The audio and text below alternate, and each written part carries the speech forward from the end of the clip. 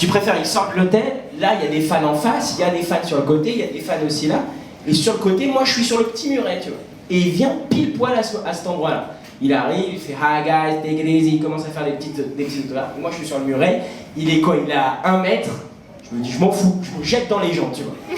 Je me jette dans les gens et j'avais un petit papier ripou. Et je lui tends mon papier et je fais Brad. Il me fait let's get around, tu vois, il commence à faire ses signatures. Et à un moment, mon papier il arrive devant lui, je te promets que c'est vrai. Il voit mon papier, tu vois, il le prend et c'était un papier tellement ripou, mais dégueulasse, tu vois. Il avait un stylo comme ça, il fait une.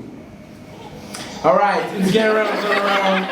Et il passe à autre chose. Et moi, tu sais, dans ma tête, je te jure que j'ai pris le papier, je fais que l'enculé, ce papier. Tu vois, j'ai été dégoûté. Et en fin de compte, elle est bonne. Et au final, j'étais content parce que j'avais un pote qui filmait et il y avait une vidéo de moi avec Brad Pitt. Et attends, tu veux un autre truc hyper drôle dans cette histoire? Le pote qui était avec moi, Brad Pitt, il monte dans une voiture, il court à côté de la voiture, il prend en photo comme ça et il me fait oh, c'est bon, regarde, j'ai une photo avec Brad Pitt. Le mec derrière, c'est Brad Pitt. Moi, je regarde, je zoome, je fais mais non, regarde, c'est le conducteur de la voiture. Merci beaucoup. Je ne sais pas si on passe aux questions ou pas, si des gens ont des questions. Est-ce que des gens ont des questions? Est-ce que des gens ont des questions déjà? Est-ce que quelqu'un a quelque chose? Sinon, nous on continue, on parle, si vous nous écoutez. Est-ce que des gens veulent faire des striptease dans la salle? Un kiff. T'as une admiratrice. Elle, c'est un petit peu l'admiratrice absolue. Non, personne veut poser Personne n'a des des questions. questions? Ah, si, il y a une question tout là-bas. au fond là-bas. Je crois que c'est la Ne vous inquiétez pas, on vous amène un micro là. Il y a une dame qui arrive avec un micro afin que tout le monde puisse vous entendre. Et là, il dit, eh merde.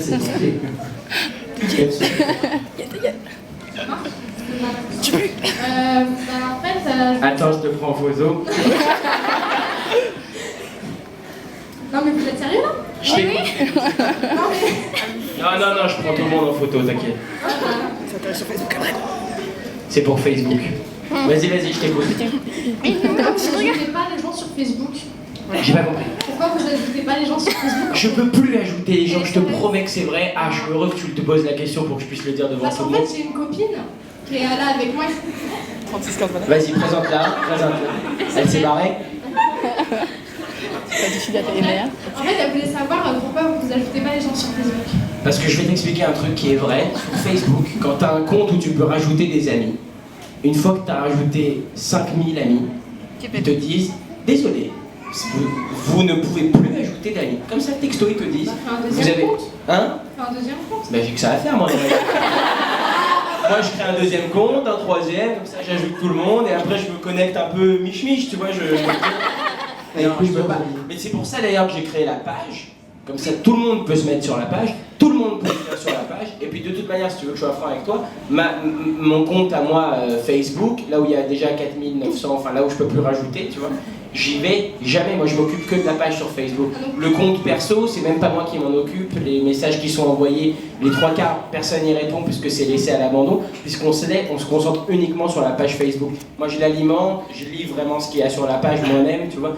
Donc ça sert un peu à rien de... Donc c'est toi en fait qui met la page à jour. Il y a moi et des administrateurs de la page qui s'en occupent également aussi, qui s'occupent justement de faire en sorte qu'il n'y ait pas de problème sur la page, qui mettent des fois des petits posts eux-mêmes. Parce que moi, parfois, par exemple, la semaine dernière, j'étais en Belgique et en Suisse, et sur le téléphone, j'ai pas internet, ni, tu vois, dans les pays étrangers, donc je suis obligé d'avoir des gens comme ça qui vont checker si tout se passe bien. Si tout se passe bien sur la page. Tu me poses des questions, mais pendant que tu la poses, tu te caches un peu. Ben voilà. On a une autre question devant, si on peut amener le micro devant.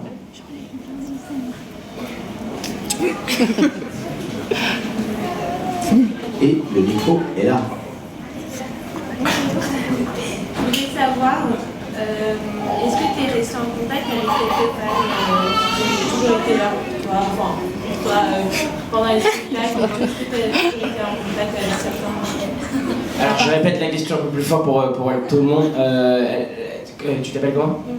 Iman m'a demandé si j'étais resté en contact avec des fans.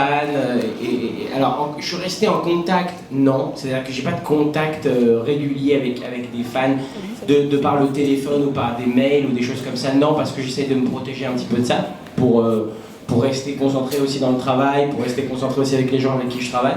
Par contre, oui, il y a des fans, entre guillemets. J'aime pas trop dire fans, moi j'aime bien dire MSA, les MSA, tu vois. Parce que sur Facebook, il y a écrit 450 000 MSA. Donc je dis, il y a beaucoup de MSA aujourd'hui. Quand on te dit bonjour, faut être comme ça en fait. Comme ça du Facebook. Là, quand t'as des lunettes, c'est un peu... Et par contre, effectivement, il y a des gens que je connais, que je revois régulièrement. Donc oui, au bout d'un moment, tu peux pas faire semblant, tu peux pas faire « Ah ouais, comment tu t'appelles ?» alors que tu lui as fait 12 000 autographes dans ta vie. Donc ouais, il y en a que je connais. Merci. Ah, alors il y a une question juste à côté, voilà. Ouais. Puis après, ce sera cette partie. Avec le micro dans la bouche. Voilà.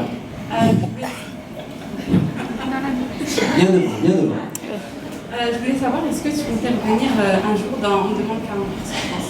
Alors, pour être honnête avec toi, on me l'a proposé... Oula, c'est fort d'un coup, non? La question c'était, est-ce que tu peux revenir en demande qu'à en rire? Non, est-ce que tu comptes revenir à On demande qu'à en rire? En septembre, l'émission m'a appelé pour me dire qu'il recommençait une saison et que ce serait sympa de revenir. Non, je reviendrai pas à On demande qu'à en rire parce que... Ben oui, je sais, mais... qu'est-ce que je te dis? À un moment, il faut que j'avance. Je reviendrai pas parce que c'est une émission, comme je le dis souvent, sur laquelle je cracherai jamais parce qu'elle m'a appris beaucoup. Elle m'a appris la rigueur de l'écriture, mais aussi elle m'a appris de travailler en groupe. C'est une émission vraiment qui m'a apporté beaucoup, mais je la referai pas parce que j'ai envie d'avancer sur d'autres projets en ce moment. Des projets qui sont pas forcément autour du sketch. Je sais pas si tu connais la série Soda, mais on reprend le tournage de la saison 2 dans pas longtemps. On a essayé de retravailler l'écriture de manière à rendre ce truc un peu plus... vraiment plus moderne, plus fort et encore plus drôle que les épisodes de la saison 1. Donc on reprend le tournage de ça bientôt. Moi il me reste 80 dates de tournée. Donc en termes de temps, si j'ai envie de faire les choses bien, il n'y a pas le temps de le faire bien. Même Olivier de Benoît, qui est toujours dans l'émission, il m'a appelé il y a 3 semaines, il voulait qu'on fasse un sketch ensemble. Hilarant, mais vraiment hilarant, très drôle, comme quoi on est parti dans l'espace et que je me suis battu avec Jean Benguigui, un truc exceptionnel, mais vraiment très drôle, quoi, très bien écrit.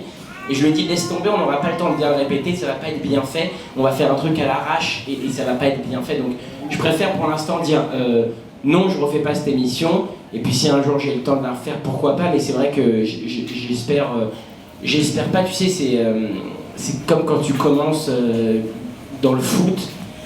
Au tout début, tu joues en national, et puis tu joues en division 2, et puis ainsi de suite, et tu essayes de monter un petit peu, de plus en plus. Alors je dis pas que cette émission c'est la D2, loin de là, mais quand tu reviens sur un truc de ta carrière, c'est que normalement le but c'est d'avancer, de continuer. C'est comme le jour où je vais arrêter la série Soda, le jour où je vais arrêter, tu vois.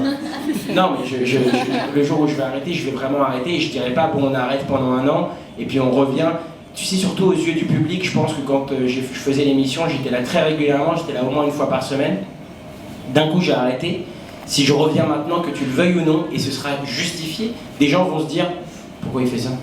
De quoi il a besoin de revenir ici encore, de refaire des sketchs, de se refaire connaître. Et je crois que c'est important aussi, vis-à-vis d'un certain public, de se faire un peu oublier. Quand on te voit beaucoup à la télé, ça devient un peu saoulant, t'en as un peu marre des mêmes tronches tout le temps. C'est ce qu'on appelle le phénomène Cadmerade, tu vois, au cinéma, tu le vois tout le temps.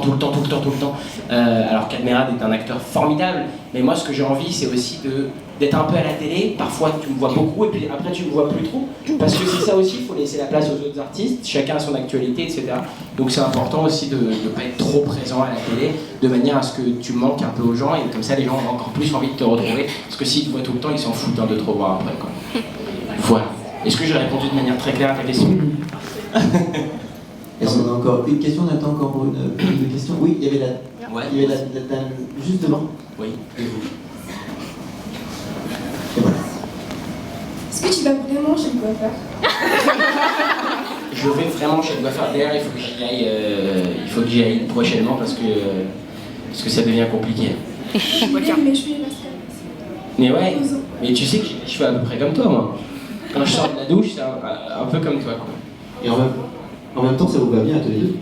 Et ouais, plus à elle qu'à moi, mais ouais. Je crois pas, non. Je crois qu'on a terminé. On terminera avec une dernière question. C'est ça, on a terminé? Oui, une dernière question, c'est ça. Bonjour. Bonjour. Je voulais savoir, tu disais que t'aimes bien que tes fans te suivent, etc., te demandent des photos dans la rue. Et dans un accès privé, il y avait une de tes fans qui était assez agressive, t'en penses quoi? Dans un quoi? Accès privé. Sur M6. Dans un accès privé sur M6. Il y a une de tes fans qui était assez agressive, t'en penses quoi? Il y avait une de mes fans qui était assez agressive, c'est ça que t'as dit? Ouais, pour la Saint-Valentin. Dans l'accès privé? Oui, je sais plus quelle émission elle t'avait offert une rose. Et- Ah non, c'était pas accès privé, c'était une autre émission. Ouais, je sais pas, c'est comme ça. Ouais. C'était toi? Écoute, c'est marrant que t'en parles, on m'a souvent parlé de cette émission. Et puis la jeune fille dont tu parles, je crois qu'elle est là en plus. Donc, t'as eu envie de lui foutre la honte, bah, t'as bien réussi. Mais tu sais, j'ai pas peur de le dire même devant elle, ce qui s'est passé dans cette émission. Moi j'ai accepté de participer à cette émission parce que c'était intéressant pour moi vis-à-vis de la promotion du spectacle, honnêtement. Et ensuite, je crois que cette émission a un peu tourné cette fille et l'autre fille qui sont dans le reportage. Ils ont un peu tourné en noir. Effectivement, elles ont parfois des réactions qui sont un petit peu bizarres, mais dans l'ensemble, elles sont souvent très gentilles, elles sont souvent très agréables, elles donnent des lettres, des cadeaux et tout ça, et donc c'est souvent beaucoup de soutien. Et donc, quand j'ai vu l'émission, pour être honnête, c'est ce que j'ai tout de suite posté moi sur Facebook, j'ai dit ne soyez pas ni virulents ni insultants envers ces jeunes filles, parce que je crois que l'émission aurait pu suivre d'autres fans.